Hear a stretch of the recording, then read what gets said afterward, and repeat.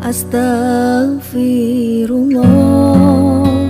Ma'asyiral muslimat yang dimuliakan Allah Subhanahu wa taala. Apa yang dimaksud dengan wali-wali Allah itu? Karena kita sering mendengar kalimat wali. Apa itu wali? Apakah wali itu orang-orang khusus yang tidak semua orang bisa mencapai derajat wali kecuali orang-orang yang dipilih Allah Subhanahu wa taala? Ataukah setiap orang bisa mencapai derajat kewalian? Di dalam Al-Quranul Karim, Allah Subhanahu wa ta'ala berfirman ketika memberikan sifat kepada wali-wali Allah Subhanahu wa ta'ala. Allah Subhanahu wa ta'ala berfirman, ala inna awliya Allah la khawfun alaihim walahum yahzanun. Sesungguhnya wali-wali Allah Subhanahu wa ta'ala, mereka adalah orang-orang yang tidak ada rasa takut kepada mereka dan juga tidak memiliki perasaan bersedih hati. Dan di dalam ayat yang lain, ketika Allah Subhanahu wa ta'ala menyebutkan tentang wali-wali Allah Subhanahu wa ta'ala, wali-wali Allah adalah alladzina hum yattaqun, orang-orang yang mereka bertakwa kepada Allah Subhanahu wa ta'ala. Artinya siapapun yang bertakwa, dia bisa mencapai derajat kewalian. Makanya disebutkan Al-Hafidh oleh Al-Hafidh Ibnu Hajar rahimahullahu ta'ala ketika menjelaskan tentang siapa wali Allah itu, maka beliau menyebutkan 3 ciri orang itu disebut wali Allah. Yang pertama, orang yang alim li rabbih, dia mengetahui siapa Rabbnya. Ma'rifatullah, mengenal Allah Subhanahu wa ta'ala. Tentu ma'rifatullah maksudnya adalah mengenal Allah Subhanahu wa ta'ala dari segi rububiyah, uluhiyah, dan juga asma dan sifat. Baru seseorang mengenal siapa Tuhannya. Yang kedua, orang yang ikhlas. Dan yang ketiga, orang yang ittiba, mencontoh Nabi sallallahu alaihi wasallam. Inilah kata Al-Hafidh Ibnu Hajar rahimahullahu ta'ala disebut wali Allah. Kalau orang sudah ma'rifatullah, mengenal siapa Tuhannya, kemudian dalam beribadah dia ikhlas dan berusaha mencontoh Nabi sallallahu alaihi wasallam, maka mereka bisa mencapai derajat wali. Dan seorang wali tidak mungkin mengatakan saya wali, karena ada kaitan dengan keikhlasan, tidak boleh riya. Maka dari perkataan Hafidh Ibnu Hajar ini menunjukkan bahwa siapapun bisa menjadi wali. Ulama menyebutkan beberapa sifat orang itu dikatakan wali. Yang pertama, ikhlasuhum lil wahidil ahad, mengikhlaskan diri mereka terhadap zat yang satu. Artinya betul-betul mentauhidkan Allah. Seorang wali Allah harus mentauhidkan Allah, menyandarkan diri kepada Allah. Yang kedua, redha dengan Rasul sebagai imam, percontohan dan kudwah yang baik, sehingga kita bisa mengikuti jejak langkah Nabi sallallahu alaihi wasallam alias ittiba. Kemudian yang ketiga, wali-wali Allah adalah orang yang mencintai karena Allah dan membenci karena Allah. Dia tidak pernah mencintai karena manusia atau membenci karena manusia. Betul-betul kalaupun mereka cinta dengan makhluk, cintanya karena Allah. Atau benci kepada makhluk, memang betul-betul benci karena Allah Subhanahu wa ta'ala. Kemudian yang nomor 4, salamatu sudurihim lil muslimin.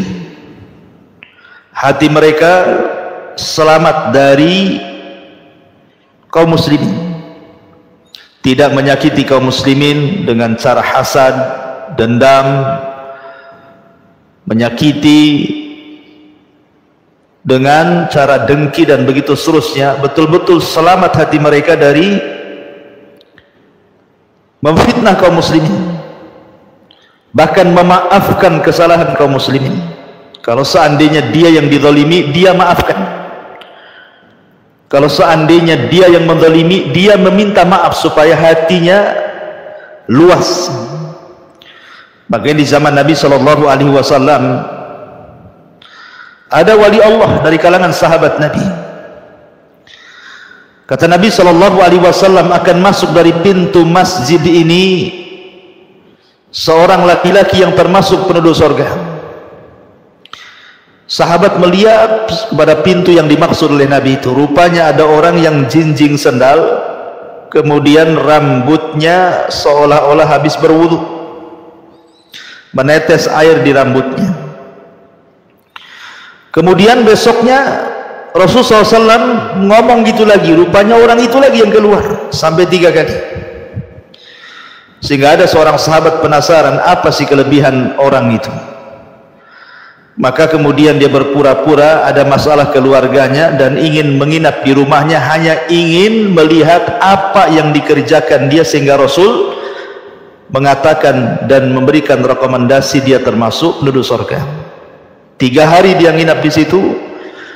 Tidak ada kelebihan, maksudnya sama saja dengan sahabat yang lain, sholatnya, baca Qur'annya, zikirnya sama, tidak ada kelebihan. Bahkan sahabat yang lain yang tidak dikatakan ahlil jannah oleh Rasul, terkadang ibadahnya lebih, sehingga dia kecewa. Akhirnya kemudian dia pun baru menceritakan apa yang disabdakan Rasul.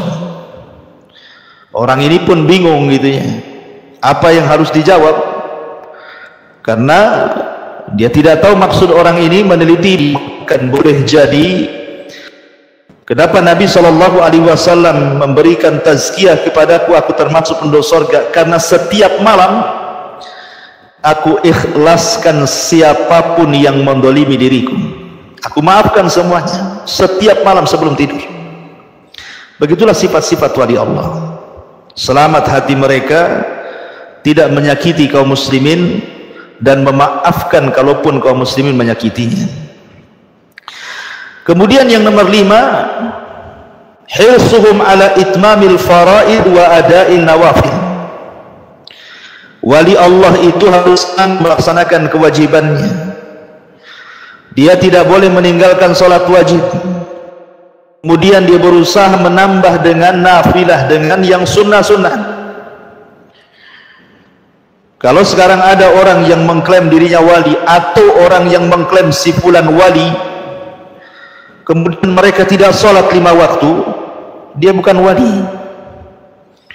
Apalagi kalau sampai mengklaim sholatnya ke Mekah, tambah bukan wali lagi. Kan ada orang-orang yang kemudian mengatakan si fulan wali Allah, sholat Jumatnya saja ke Mekah katanya. Gimana sholat Jumat di Mekah? Di Mekah jam 12, di sini jam 8. Salat apa itu kan itu ya? Salat duha. Jadi wali-wali Allah itu orangnya taat betul-betul dan tidak pernah meninggalkan kewajiban dan menambah dengan yang sunnah-sunnah. Itu disebut wali Allah. Kemudian juga yang keenam, selamat aib mereka, tidak tercampuri dengan ajaran-ajaran sesat, tidak dicampuri dengan kesyirikan. Jadi kalau ada orang yang mengaku wali Allah atau diklaim si fulan wali Allah, kalau kelakuannya kemudian melakukan kesyirikan, melakukan praktek perdukunan, maka itu bukan wali Allah. Karena wali Allah itu akidahnya harus selamat dari kekufuran dan kesyirikan. Kemudian yang nomor 7, wali Allah itu orang yang menyeru kepada kebaikan, memerintahkan kepada kebaikan dan mencegah dari kemungkaran, dan mereka mengatakan yang hak, dan mereka senantiasa tidak membiarkan kemungkaran sedikit pun. Ingkar kemungkaran, bukan hanya mengajak kebaikan saja. Itu sifat-sifat wali Allah. Kemudian yang nomor 8, mereka adalah orang yang mencintai al-jamaah. Mereka suka berjamaah. Mereka satu kiblat dengan kaum muslimin. Kemudian yang nomor 9, mereka senantiasa kembali kepada Al-Quran dan Sunnah Rasul apabila terjadi perselisihan. Berusaha untuk berpegang dengan Al-Quran dan Sunnah Rasul dan menjadikan Al-Quran dan Sunnah itu rujukan pada setiap permasalahan. Kemudian yang nomor 10, mereka berani menyuarakan kebenaran, mengamalkannya dan menyerukannya kepada manusia. Mereka tidak diam saja. Kemudian juga mereka orang-orang yang bertakwa, melaksanakan perintah, menjauhi larangan, menikmati yang dihalalkan, menjauhi yang diharamkan. Itulah takwa. Dan itu ciri khas wali Allah. Kemudian mereka tawassut dalam ibadah, tidak berlebih-lebihan, tidak juga meremehkan, tidak menambah dan tidak mengurang. Itulah wali Allah. Dan mereka senantiasa zuhud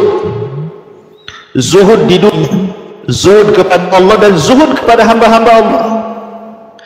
Dan tentunya wali-wali Allah itu harus dihiasi dengan makrimul akhlak, betul-betul akhlaknya baik, mencontoh Nabi SAW dari segi pakaian.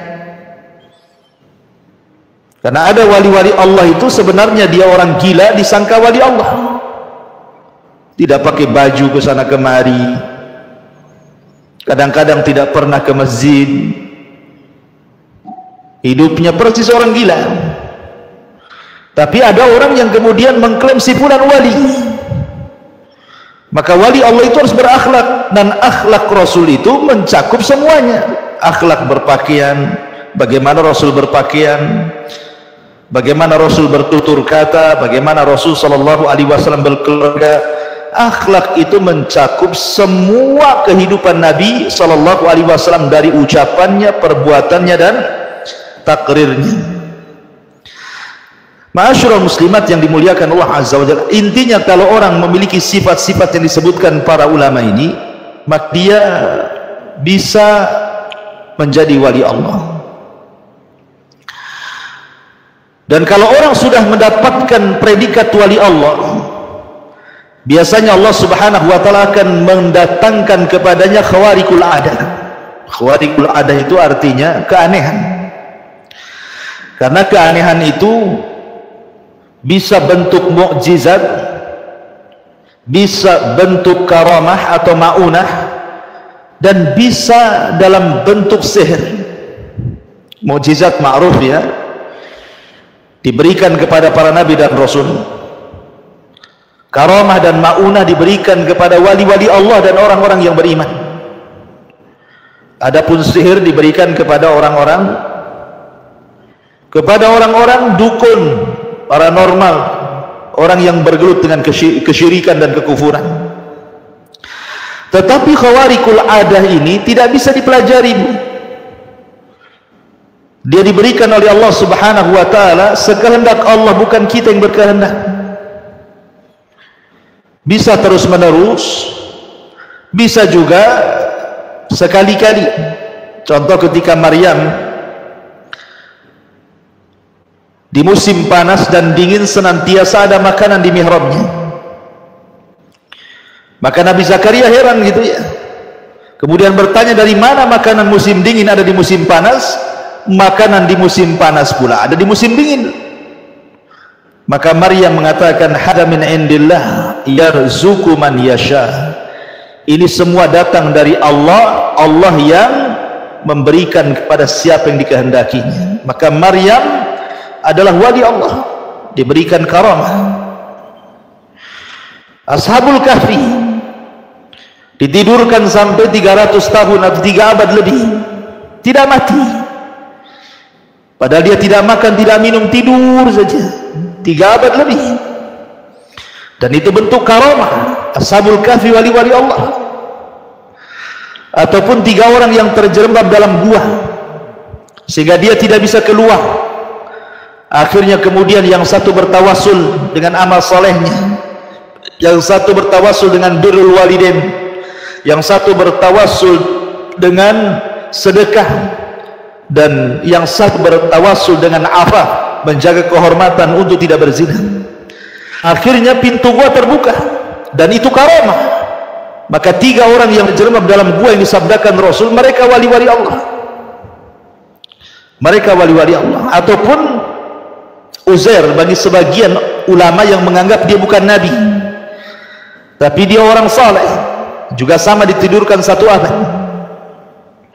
Ataupun Nabi Khidir, yang sebagian pendapat dia bukan nabi tapi dia wali, memiliki mukjizat apabila karamah apabila dia singgah di tanah gersang langsung hijau, maka disebut Khidir. Ataupun Dzulqarnain, yang bisa membentengi antara sebuah kaum yang tidak dipahami bahasanya dengan Ya'juj wa Ma'juj, dan bentengnya tidak bisa dijebol sampai kiamat dibangkitkan atas kehendak Allah Azza wa Jalla. Itu karamah. Maka Dzulqarnain wali Allah. Artinya bahwa karamah diberikan kepada wali Allah itu atas kehendak Allah, seperti yang terjadi pada sahabat Rasul namanya Tufail ibn Amr ad-Dawsi. Dia ingin berdakwah kepada kaumnya, tetapi kemudian ditolaknya. Akhirnya datang lagi kepada Rasul, meminta agar Allah memberikan kuasa kepadanya untuk bisa mendakwai kaumnya. Kata Rasul, sudah pergi saja kamu kepada kaumku, kepada kaummu, nanti Allah akan buktikan kuasanya kepadamu. Tiba-tiba dia berangkat menuju negerinya Daus di Yaman. Di tengah jalan tiba-tiba jidatnya ada cahaya kayak senter. Maka dia berdoa kepada Allah, ya Rabb, kalau cahaya ini ada di jidatku akan membuat terfitnah manusia, pindahkan cahaya ini. Akhirnya cahayanya dipindah ke tangan. Dia berdoa lagi, ya Rabb, di tangan ini masih memfitnah manusia. Akhirnya diletakkan di lisannya, kalau dia ngomong itu bersilau. Dan dengan sebab itulah kaum Daus beriman kepada agama Islam, dengan sebab kuasa Allah kepada Tufail ibn Amr ad-Dawsi radhiyallahu anhu. Ataupun Uwais ibn Amir al-Qarani, dia bukan sahabat padahal hidup di zaman Nabi, tapi tidak berjumpa dengan Nabi, makanya dia kibarut tabi'in atau muhadram. Kalau dia berdoa kepada Allah subhanahu wa ta'ala dan bersumpah dalam doanya, wajib dikabulkan. Kata Nabi SAW, lau aqsama ala Allah la abar. Kalau seandainya dia bersumpah atas nama Allah, pasti Allah akan kabulkan permintaannya. Karamah bagi Uwais ibn Amir al-Qarani karena dia birrul walidain, dan itu wali Allah. Dan penghulu wali Allah adalah para nabi dan rasul, kemudian para sahabat Nabi SAW, kemudian orang-orang yang mengikuti para nabi dan rasul. Tetapi bukan berarti wali yang tidak mendapatkan karamah tidak lebih mulia dibandingkan wali yang mendapatkan karamah. Contoh sahabat Rasul, tidak semua dapat karamah, tapi ada tabi'in yang mendapatkan karamah seperti Uwais ibn Amir al-Qarani. Dia tabi'in, dia mendapatkan karamah. Bukan berarti kemudian Uwais lebih mulia dibandingkan para sahabat. Tidak, sepakat ahli sunnah sahabat jauh lebih mulia dibandingkan para tabi'in. Jadi tidak mesti wali Allah itu mendapatkan karamah. Yang jelas bahwa wali Allah itu dimuliakan oleh Allah subhanahu wa ta'ala, imma di dunia dengan bisyarah dan di akhirat dengan surga. Apa maksudnya dunia dengan bisyarah itu? Dalam sebuah hadis Nabi SAW, Allah itu kalau suka dengan hambanya dan Allah jadikan hambanya itu walinya, maka Allah akan memanggil malaikat Jibril. Kemudian Allah akan mengatakan kepada Jibril, ya Jibril, aku suka dengan si fulan, aku sudah jadikan dia waliku, maka engkau harus mencintai dia. Maka Jibril pun mencintai dia karena kecintaan Allah kepadanya. Lalu Jibril memanggil semua malaikat di langit dan mengatakan, wahai malaikat-malaikat Allah, Allah cinta kepada walinya, kepada si fulan, hambanya. Kalian harus mencintainya karena Allah mencintainya dan aku pun mencintainya. Maka semua malaikat mencintainya. Maka wali-wali Allah dicintai Allah dan dicintai malaikat Allah. Dan menjelang ajalnya, wali-wali Allah akan dihantarkan malaikat yang akan membisikkan di telinganya dan mengatakan, alla takhafu wa la tahzanu wa abshiru bil jannah. Jangan takut, jangan sedih, karena engkau sudah dijanjikan surga. Itulah bisyarah, bentuk bisyarah, kabar gembira kepada wali-wali Allah di dunia. Adapun di surga tidak perlu lagi kemudian kita bicarakan, jelas wali-wali Allah adalah para penghuni surga. Ma'asyiral muslimat yang dimuliakan Allah Azza wa Jalla. Tetapi sekali lagi, wali-wali Allah itu mereka adalah orang-orang yang memiliki akhlak yang baik, akhlak yang luar biasa. Di antaranya disebutkan dalam surah Al-Mu'minun, innal ladzina hum min khasyati rabbihim mushfiqun wal ladzina hum bi ayati rabbihim yu'minun walladzina hum bi rabbihim la yusyrikun walladzina yu'tuna ma ataw wa qulubuhum wajilah annahum ila rabbihim rajiun. Jadi wali-wali Allah itu harus takut kepada Rabbnya, harus dekat dengan ayat-ayatnya, beriman dengan ayat-ayat Allah, maksudnya Al-Quran, tidak menyekutukan Allah dan hati mereka senantiasa ingin kembali kepada Allah Subhanahu wa taala. Karena wali-wali Allah itu adalah orang-orang yang disebutkan ibadur rahman, hamba-hamba ar-rahman. Sebagaimana Allah mengatakan wa ibadur rahman alladzina yamshuna 'alal ardi hauna. Mereka harus tawadhu, tidak boleh sombong wali Allah itu. Tidak boleh mengatakan saya wali Allah. Dan kalau dikatakan anta wali Allah, maka dia akan marah. Saya bukan siapa-siapa, tawadhu betul-betul. Dan tidak pernah membalas keburukan dengan keburukan. Wa idza khatabahumul jahiluna qalu salama. Kalau ada orang yang menyakitinya, membuat kata-kata yang tidak senang baginya, maka dia akan mendoakan keselamatan. Itulah sifat wali Allah. Ma'asyiral muslimat yang dimuliakan Allah Subhanahu wa taala, intinya adalah wali Allah itu orang yang baik. Baik kepada Allah ataupun kepada sesama hamba Allah. Walaupun sekali lagi tingkatan wali Allah itu ada 3. Dan itu disebutkan di dalam Al-Quran. Yang pertama, darajatul zalim li nafsi. Derajat wali Allah yang mendolimi dirinya. Dia seorang wali Allah, seorang yang beriman tetapi terjerumus kepada maksiat, terjerumus kepada kemaksiatan kepada Allah Subhanahu wa taala, maka dia tetap mendapatkan loyalitas Allah kepadanya berdasarkan kadar iman dan amal solehnya. Tetap orang yang beriman tetapi terjerumus kepada kemaksiatan dan menzalimi dirinya tetap dikatakan wali Allah, tetapi derajatnya paling rendah. Kemudian yang kedua, muqtasid, tengah-tengah.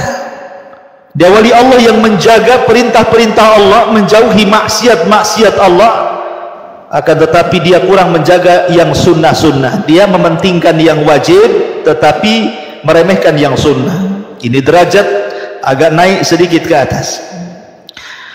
Lah wali Allah yang paling tinggi tingkatannya disebut sabiqum bil khairat namanya. Orang-orang yang betul-betul mengejar kebaikan.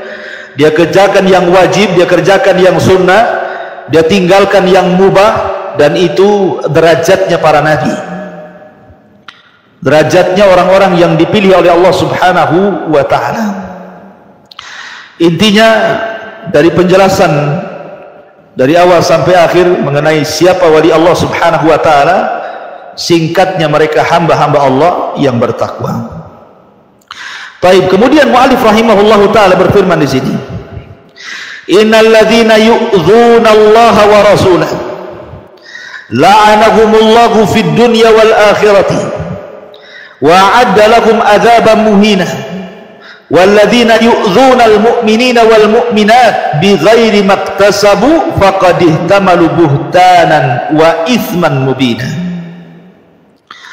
Sesungguhnya orang-orang yang menyakiti Allah dan Rasulnya, Allah akan melaknatnya di dunia dan di akhirat, dan menyediakan azab yang menghinakan baginya.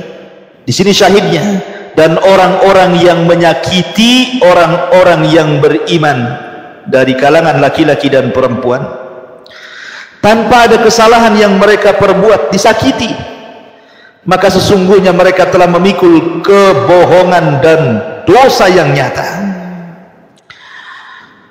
Ma'asyiral muslimat yang dimuliakan Allah Subhanahu wa taala, apa artinya menyakiti orang-orang yang beriman dari kalangan laki-laki dan perempuan, atau menyakiti wali-wali Allah? Karena wali-wali Allah orang yang beriman dan bertakwa, itulah wali Allah. Adapun pembagian ada wali ini, ada wali itu, macam-macam wali, wallahu a'lam. Yang jelas bahwa ayat ini mengancam tidak boleh menyakiti wali-wali Allah. Siapa mereka? Orang-orang yang beriman, orang-orang yang bertakwa kepada Allah Azza wa Jalla. Kalau mereka sampai menyakiti tanpa sebab, maka mereka akan mendapatkan dan memikul buhtanan wa itsman mubina, kebohongan dan dosa yang nyata. Ayat ini sebagian para ulama tafsir mengatakan turun kepada Ali bin Abi Thalib. Turun kepada siapa? Ali bin Abi Thalib. Ada sebagian orang-orang munafik itu tidak suka dengan Ali di zaman Nabi, sehingga suka mencela Ali, suka menyakiti Ali radhiyallahu anhu. Maka dengan sebab itulah turun surah Al-Ahzab ini, karena celaan orang-orang munafik kepada Ali radhiyallahu anhu. Ada juga ayat ini turun kepada Ummul Mukminin Aisyah radhiyallahu anha ketika dituduh berzina dengan Safwan ibn Mu'attil. 1 bulan mendapatkan penderitaan Ummul Mukminin dari tuduhan orang-orang munafik di zaman itu yang dikepalai oleh Abdullah ibn Ubay bin Salul. Bahkan Nabi pun sakit hati. Bahkan sahabat sampai perang hampir perang antara Khazraj dan Aus gara-gara tuduhan kepada Aisyah radhiyallahu anha berzina dengan Safwan ibn Mu'attil. Padahal itu tuduhan dusta, tidak benar. Aisyah tidak berzina, makanya turun surah Nur membebaskan bahwa Aisyah radhiyallahu anha tidak berzina. Bahkan turun ayat surah Al-Ahzab ini ayat 57 sampai 58. Intinya ayat ini menjelaskan secara umum kepada kita bahwa tidak boleh kita menyakiti orang yang jelas-jelas dia muslim, mukmin, apalagi nampak zahirnya takwa, menjalankan perintah, menjauhi larangan. Ada sebuah hadis dari Nabi sallallahu alaihi wasallam ketika Aisyah radhiyallahu anha bertanya kepada Rasul, kemudian Nabi sallallahu alaihi wasallam menceritakan kepada para sahabatnya, ayyur riba arba indallah. Hadis ini dari Aisyah radhiyallahu anha. Rasul bersabda kepada sahabatnya, tahukah kamu sebesar-besarnya dosa riba? Maka sahabat mengatakan, Allah wa rasuluhu alam, Allah dan Rasulnya yang tahu. Maka Rasul mengatakan, arbar riba indallah istihlalu irdim ri'im muslim. Sebesar-besar dosa riba di sisi Allah, kata Rasul, adalah menghalalkan, merobek kehormatan seorang muslim. Tidak boleh kita mencelanya, menggibahnya, berdusta atas namanya. Masyaallah muslimat yang dimuliakan Allah subhanahu wa ta'ala, karena seorang muslim dikatakan muslim itu kan man salimal muslimuna min lisanihi wa yadihi, orang yang selamat lisan dan tangannya dari menyakiti muslim yang lainnya, baru dikatakan muslim. Orang yang lisannya masih menyakiti muslim yang lainnya, tangannya masih menyakiti muslim yang lainnya, dipertanyakan keislamannya itu. Karena seorang muslim itu tidak boleh menyakiti muslim yang lainnya. Makanya kenapa Nabi SAW tegas di sini sampai mengatakan, man adali waliyan faqad adzantuhu bil harbi. Barang siapa yang memusuhi waliku, maksudnya orang-orang yang beriman dan bertakwa itu, maka aku umumkan perang dengannya. Aku umumkan perang dengannya. Dalam teks yang lain, faqad barazani bil muharabati, berarti dia telah terang-terangan memerangiku. Ada sebuah kisah di sini disebutkan oleh mu'allif rahimahullahu taala, kisah tentang Abu Bakar Siddiq radhiyallahu anhu. Jadi ceritanya begini, ma'asyiral muslimat yang dimuliakan Allah subhanahu wa ta'ala. Abu Bakar ini suatu ketika lewat di beberapa sahabat Nabi sallallahu alaihi wasallam, termasuk sahabat-sahabat yang kurang mampu, sahabat-sahabat yang termasuk ashabus suffah. Jadi ketika itu sahabat yang berkumpul ketika Abu Bakar lewat itu, di situ ada Bilal ibn Rabah. Ma'ruf Bilal ibn Rabah, orang miskin, seorang budak yang dimerdekakan Abu Bakar kan itu. Kemudian di situ ada Suhaib Ar-Rumi, kemudian Salman Al-Farisi. Tiga-tiganya bukan orang Arab, dan tiga-tiganya orang yang pertama kali menampakkan Islam setelah Nabi Shallallahu Alaihi Wasallam. Baik Salman Al-Farisi dari Persia, Suhaib Ar-Rumi dari Romawi, dan Bilal dari Habasyah. Jadi Abu Bakar Siddiq radhiyallahu an lewat di tiga sahabat mulia ini. Tiba-tiba kemudian tiga sahabat ini membicarakan Abu Sufyan yang baru masuk Islam. Dan kita tahu Abu Sufyan ini permusuhannya kepada Rasul itu kan luar biasa, Bu, ya. Bahkan dia yang memimpin perang Uhud melawan kaum muslimin, sehingga kaum muslimin mengalami kekalahan dan Rasul hampir mati di perang ini. Siapa yang memimpin perang? Abu Sufyan melawan kaum muslimin. Pokoknya Abu Sufyan sudah habis-habisan dengan harta, tenaga dan waktunya untuk menyakiti Rasul dan kaum muslimin. Tapi belakangan dapat hidayah, karena Abu Sufyan tidak pernah dicela dalam Al-Quran. Karena kaidah Al-Quran, siapapun yang dicela dalam Al-Quran meninggalnya tidak baik. Abu Jahal dicela dalam Al-Quran su'ul khatimah, Abu Lahab dicela dalam Al-Quran su'ul khatimah, Al-Walid ibn Mughirah dicela dalam Al-Quran su'ul khatimah. Abu Sufyan tidak, makanya Allah takdirkan dia memeluk Islam setelah Fatu Mekah. Jadi Salman dan Suhaib dan Bilal ini membicarakan tentang Abu Sufyan dan mengatakan harusnya pedang-pedang Allah itu tidak selamat untuk memenggal kepala orang ini. Maksudnya siapa? Abu Sufyan. Abu Sufyan sudah masuk Islam, tetapi Abu Bakar Siddiq radhiyallahu an marah dan mengatakan, ataquluna hadza li syaihi Quraisy wa sayyidihim. Apa yang kalian katakan kepada Abu Sufyan? Kalian harus menghormati Abu Sufyan, itu orang yang dituakan orang Quraisy, dan Abu Sufyan itu pemimpin orang Quraisy. Kalian jangan mencela dia. Kemudian Abu Bakar marah kepada 3 orang sahabat ini, kemudian melaporkan hal itu kepada Nabi SAW. Lah sebab itulah kemudian Rasul mengatakan, ya Aba Bakrin in kunta aghdabtahum laqad aghdabta rabbaka. Wahai Abu Bakar, jika engkau marah kepada mereka, maksudnya kepada Salman, kepada Suhaib, kepada siapa lagi tadi, Bilal, berarti engkau telah marah kepada Rabb-mu, karena mereka orang-orang yang soleh. Salman orang soleh, Bilal orang soleh, Suhaib orang soleh. Mereka orang-orang yang awal-awal masuk Islam, berbeda dengan Abu Sufyan.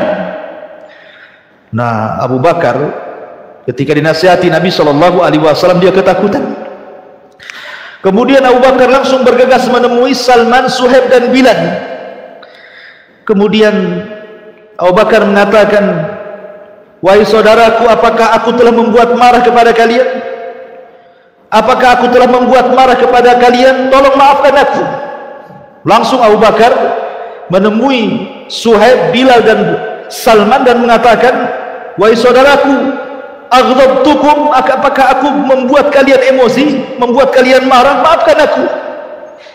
Maka 3 orang ini mengatakan, la yaghfirullahu laka ya akhi. Tidak, wahai Abu Bakar, semoga Allah mengampuni dosa-dosamu. Semoga Allah mengampuni dosa-dosa. Melihat bagaimana komunikasi para sahabat Nabi SAW. Sudah terang-terangan Abu Bakar membela Abu Sufyan dan marah kepada 3 orang ini, tetapi 3 orang ini tetap menghargai Abu Bakar dan mengatakan, tidak, kami tidak emosi, kami tidak marah kepada wahai Abu Bakar. Lihat, begitulah caranya muamalah kaum muslimin dengan muslim yang lain. Di zaman Nabi SAW ada seorang laki-laki namanya Rabi'ah al-Aslami. Rabi'ah al-Aslami radhiyallahu anhu. Rabi'ah al-Aslami ini orang dekat Nabi, orang-orang yang awal-awal masuk Islam. Oleh Nabi SAW diberikan tanah, 1 petak tanah. Kemudian tanah Rabi'ah al-Aslami ini berbatasan dengan tanahnya Abu Bakar. Kemudian di tengah-tengah perbatasan tanah Rabi'ah al-Aslami dan Abu Bakar ini tumbuh pohon kurma 1. Gara-gara pohon kurma ini ribut. Kata Abu Bakar, ini kurma milikku. Kata Rabi'ah al-Aslami, ini kurma milikku. Saling mengklaim terhadap pokok kurma itu. Kemudian Abu Bakar Siddiq radhiyallahu anhu emosi, tiba-tiba mengucapkan kalimat yang di telinga Rabi'ah itu tidak suka tuh kalimat itu. Kasar mungkin bahasa kita. Setelah sadar Abu Bakar mengucapkan kalimat yang tidak pantas kepada Rabi'ah itu, kata Abu Bakar, wahai Rabi'ah, aku tadi kelepasan bicara. Sekarang sebagai bentuk kisasmu, qul li kalimatan, sebutkan, katakan sebuah kalimat seperti yang aku ucapkan kepadamu. Wah, kan luar biasa.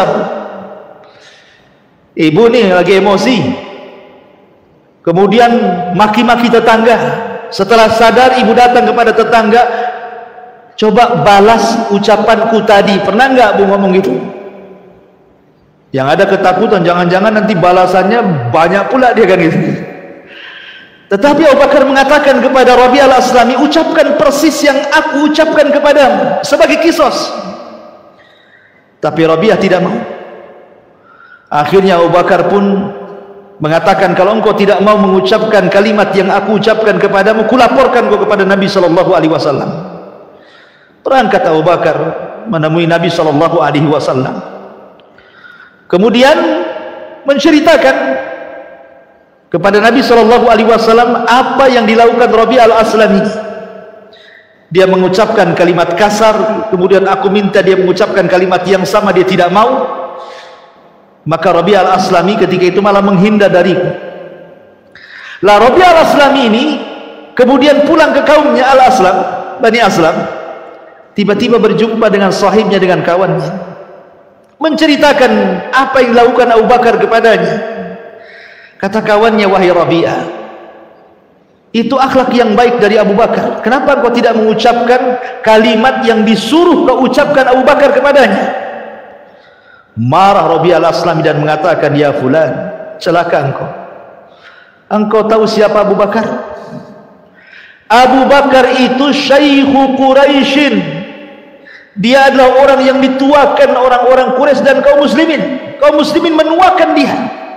Dia bukan orang kaleng-kaleng bahasa kitanya, dia orang tua kita. Tak mungkin saya mengucapkan celaan kepadanya. Sebab kalau seandainya aku mencela Abu Bakar, kemudian Abu Bakar melaporkan celaanku kepada Rasul, kemudian Rasul marah gara-gara celaanku kepada Abu Bakar, maka Allah akan marah gara-gara kemarahan Rasul, maka hancurlah Rabi' al-Aslami. Akhirnya Rabi' al-Aslami bergegas menemui Nabi SAW. Rupanya sudah ada Abu Bakar di situ. Kemudian Rasul bertanya kepada Rabi'ah, ada apa wahai Rabi'ah, tergesa-gesa kau kemari? Kata Rabi'ah, wahai Rasul, kebetulan di sini ada Abu Bakar. Tadi Abu Bakar begini, dan aku sudah mengucapkan kalimat yang sama, aku enggan.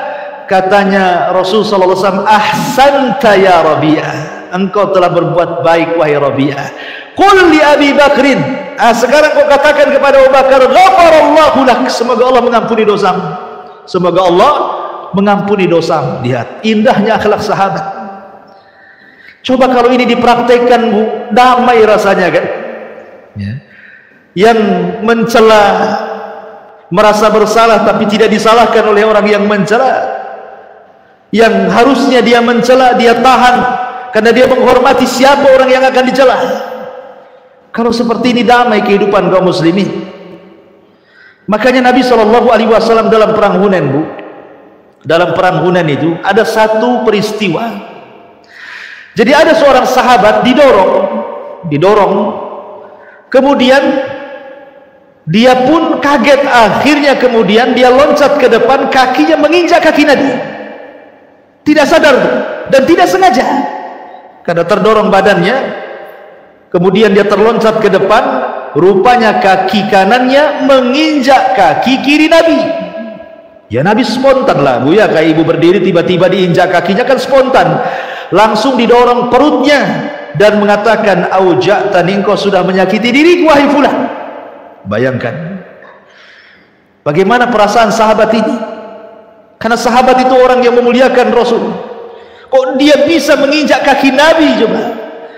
Akhirnya sahabat ini penuh dengan kebingungan, gundah gulana, sedih. Bagaimana bisa aku menginjak kaki Nabi? Tapi Nabi SAW ini, dia hanya mengatakan spontan seperti itu, kemudian melupakan peristiwa. Itulah akhlak Nabi. Jadi kalau disakiti itu langsung dilupakan tuh. Nah, coba kalau kita kayak gitu ya, disakiti orang, sudahlah, anggap angin lalu kan, tenang dunia ini. Tapi kan kita tidak, Bu, ya. Kalau disakiti itu kayaknya dendam ke somat. Kalau bisa, nah nanti saya akan balas nih. Lah kemudian setelah beberapa hari, sahabat ini di tendanya itu kayak orang bingung. Jadi merasa bersalah terus telah menginjak kaki Nabi Shallallahu Alaihi Wasallam. Tiba-tiba Nabi memanggil dirinya. Coba bayangkan, gimana perasaan sahabat ini sudah menginjak kaki Rasul. Kemudian Rasul mengatakan engkau menyakiti diriku. Tiba-tiba dipanggil oleh Rasul. Pasti perasaan apakah Rasul akan menghukumku? Apakah Rasul akan membalasku? Apakah Rasul akan menyakitiku karena aku sudah menyakiti dirinya? Sepanjang jalan itu yang dipikirkan sahabat ini. Ketika berjumpa dengan Nabi Shallallahu Alaihi Wasallam, hilang semua suudzonnya. Melihat wajah Rasul yang sumringah, melihat wajah Rasul yang tersenyum, melihat wajah Rasul yang ceria, yang bahagia, hilang semua suudzonnya itu. Dia ikut senang, ikut bahagia. Apa kata Rasul? Wahai fulan, engkaukah yang menginjak kakiku kemari? Kata sahabat ini, ya. Kata Rasul Shallallahu Alaihi Wasallam, karena engkau sudah menginjak kakiku dan aku merasa sakit. Kemudian aku mendorongmu dengan tanganku ke perutmu, kau juga merasa sakit. Artinya impas. Rasul menganggap impas. Kemudian kata Nabi Shallallahu Alaihi Wasallam, sebagai bentuk balasan aku sudah menyakiti perutmu dengan tanganku dan aku dorong perutmu, maka terimalah 100 ekor unta, bawa pulang sana. Enak nggak betul? Kalau ada orang yang ibu sakiti, dia yang minta maaf ngasih duit lagi. Tapi kan nggak ada, ini hanya ada pada Nabi yang begini. Yang ada kalau kita sakiti orang, dia sakiti berlipat-lipat balik sama kita. Jangankan lagi kasih duit, pinjam utang aja haram bagi ibu tuh. Ya, tapi di sini Nabi SAW bagaimana mengajarkan akhlak kepada kita, tidak boleh menyakiti sesama kaum muslimin. Tidak boleh. Bahkan di zaman Nabi SAW itu Rasul sedang ngaji bersama para sahabatnya. Masjid sudah penuh. Kemudian ada sahabat yang tua renta ingin ngaji, semangat orang tua ini ingin ngaji. Masalahnya masjidnya sudah penuh. Karena sahabat yang muda-muda ini lagi asik gitu ya mendengarkan kajian Rasul, sampai mereka tidak perasan ada kakek-kakek masuk ke majelis tidak dikasih jalan. Kakek ini sudah berusaha meminta jalan, nggak dikasih juga karena khusyuk mendengarkan kajian Rasul. Akhirnya pandangan Nabi SAW melihat kepada kakek itu, berhenti kajiannya, sehingga semua sahabat pandangan mereka menuju kakek itu, seolah-olah Rasul mengganti tema. Kemudian Nabi SAW langsung bersabda, laisa minna man lam yarham saghirana wa wakir kabirana. Bukan termasuk umatku, kata Rasul, orang yang tidak memberikan kasih sayang kepada yang lebih muda, dan yang lebih muda tidak menghormati yang lebih tua. Langsung sahabat bingung, langsung dikasih jalan, Bu. Ya. Rasul langsung menyindir, bayangkan kan? Karena harusnya anak-anak muda ini paham gitu ya. Ketika datang itu ya hormati yang tua, beri jalan. Ini malah nggak diberi jalan. Makanya Rasul mengganti tema khutbahnya dan mengatakan, bukan termasuk kelompok kami kalau yang tua tidak memberikan kasih sayang ke yang muda pula tidak menghormati ke yang tua. Langsung dikasih jalan. Begitulah Nabi SAW menjaga kerukunan untuk tidak saling menyakiti sesama antar sahabat Nabi SAW sesama kaum muslimin, dan itulah akhlak yang diajarkan Rasul SAW. Pada orang yang memusuhinya begitu juga. Oleh karena itulah maka di sini mu'alif rahimahullahu taala ingin menjelaskan kepada kita, termasuk dosa besar, Bu, ya, kalau sampai kemudian kita menyakiti sesama kaum muslimin, apalagi dia saudara kita sama kaum muslimin. Lalu seperti apa contoh-contoh kita ini menyakiti kaum muslimin? Banyak contoh disebutkan dalam hadis. Contoh yang pertama, hadis Nabi SAW mengatakan, ittaqul la'anin, hati-hati, takutlah engkau kepada tempat-tempat yang menjadikan laknat. Tempat-tempat yang menjadikan laknat. Sahabat bertanya, apa yang dimaksud Anda wahai Rasul tempat-tempat yang dijadikan laknat itu? Maka Rasul mengatakan alladzi yatakhalla fi tariqin nas au fi dhillihim. Orang yang buang hajat, kencing, berak di tempat yang di situ manusia bisa beristirahat, di bawah pohon. Ya, umpamanya pohon itu memang selalu diduduki orang, umpamanya di masjid inilah. Ada sekolahnya, ada pohonnya, biasanya anak-anak atau siapa berlindung di situ, duduk-duduk di situ sambil nunggu anak-anaknya. Ibu pula taruh sampah pula di situ. Ya. Sengaja ngusir mereka itu namanya. Atau mungkin sampahnya agak jauh tapi baunya ke situ, itu sama saja. Maka ibu akan dilaknat manusia itu. Manusia di situ pasti melaknat ibu tuh. Siapa ini buang sampah kayak gini? Nah, gitu ya. Jadi pasti akan dilaknat gitu. Nah, ini juga dalam bentuk menyakiti wali-wali Allah kaum muslimin. Kemudian juga hadis yang lain, Nabi mengatakan la dharara wala dirar. Tidak boleh mendatangkan madarat kepada diri sendiri ataupun madarat kepada orang lain. Parkir sembarangan, jelas depan rumahnya, di samping pula rumah tetangga parkir di situ. Madarat itu menyakiti kaum muslimin, tidak boleh. Parkirkan kendaraan di tempatnya. Jangan sampai menyakiti orang. Jangan pula parkir di tengah jalan gitu ya. Apain parkir di tengah jalan? Menyakiti orang. Kemudian juga hadis Nabi sallallahu alaihi wasallam, iyyakum wal julus fi turuqah. Hati-hati kalian jangan suka duduk-duduk di pinggir jalan. Sahabat mengatakan, ya Rasulullah, malana buddan min fi majalisina natahaddatsu fiha. Rasul, nampaknya kami tidak bisa. Ini kami sudah biasa, sudah asik duduk-duduk di sini. Apalagi di tempat-tempat khusus gitu kan, di tepi-tepi jalan dikasih tempat duduk kayak tempat-tempat ojek gitu Bu ya. Tempat-tempat gokar, GoFood itu kan kadang-kadang di pinggir jalan itu dibuat tongkrongan mereka di situ. Ya. Maka Rasul mengatakan, "Idza abaitum illal majlis fa'tut tariqa haqqah." Kalau kalian memang tidak bisa pindah dari tempat yang ada di pinggir jalan itu, kasihkan haknya. Hak itu punya jalan. Jadi jalan itu punya haknya. Maka sahabat mengatakan, wa ma haqqut tariq, apa hak jalan itu wahai Rasul? Maka Rasul mengatakan, ghaddul basari wa kaful adha wa raddus salam wal amru bil ma'ruf wan nahyu anil munkar.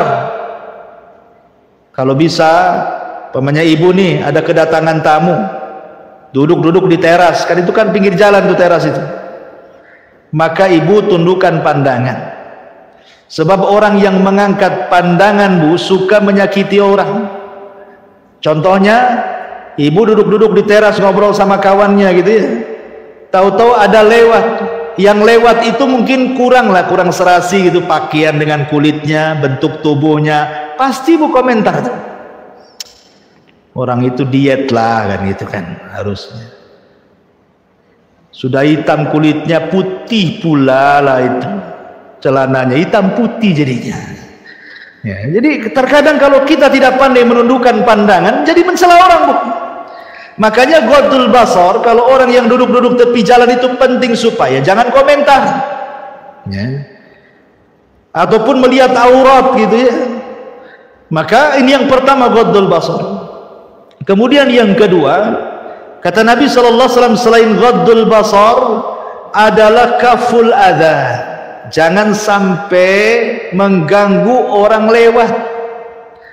Ya tadi lempar sampah sembarangan, parkir motor, mobil sembarangan.